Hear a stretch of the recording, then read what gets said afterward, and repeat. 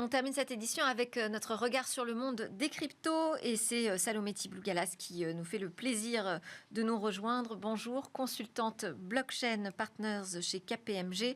Alors, vous avez retenu deux grandes actualités dans ce secteur qui méritent quand même quelques explications. On va commencer avec Bitcoin qui a passé un cap symbolique, celui du milliard de transactions depuis sa création.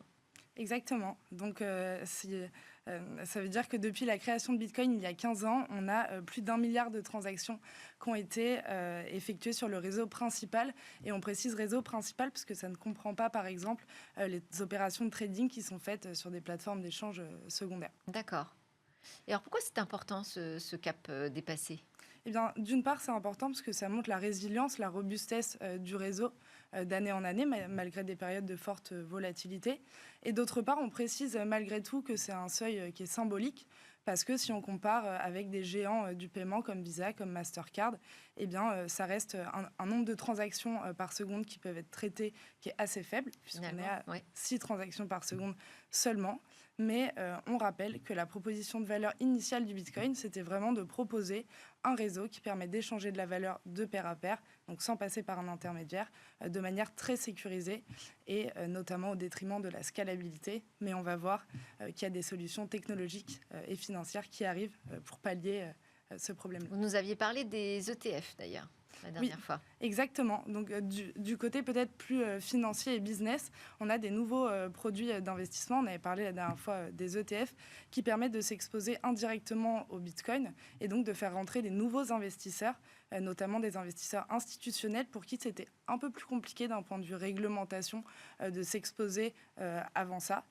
Et donc ces ETF, on a l'exemple par exemple de l'État du Wisconsin aux États-Unis qui a acheté plus de 164 millions de dollars d'ETF Bitcoin Spot au début de l'année. BNP de manière beaucoup plus discrète et symbolique qu'en a acheté 30 000. Mais ça reste des grosses sommes et surtout les ETF ont été acceptés seulement en début d'année. Donc en général, il se passe un peu plus de temps entre le moment où les États achètent un produit et les moments où ils sont mis en circulation. Donc c'est des signaux assez positifs pour le Bitcoin.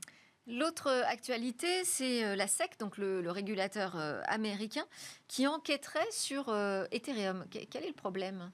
Oui, alors la SEC et la Security and Exchange Commission, qui est un régulateur aux États-Unis, enquêterait depuis plus d'1 an et même considérerait depuis plus d'1 an Ethereum comme étant une securities et ne statuerait pas définitivement publiquement sur le sujet. Donc d'une part, il faut savoir que le statut réglementaire des crypto-monnaies et notamment d'Ethereum pose problème depuis plusieurs années. Et peut-être si on fait juste un rappel, aujourd'hui la plupart des cryptos sont dans la catégorie des commodities qui désignent les matières premières. Et donc qui sont régulés, mais pas de la même façon que les securities. On met d'ailleurs l'or ou le bitcoin dans cette catégorie-là, tandis que les securities désignent des titres financiers qui sont acquis dans l'objectif de faire un profit, et les acteurs qui en proposent ont des obligations beaucoup plus drastiques envers les régulateurs. Donc ça, c'est le premier point, mais alors qu'est-ce qui se passe là, en ce moment ?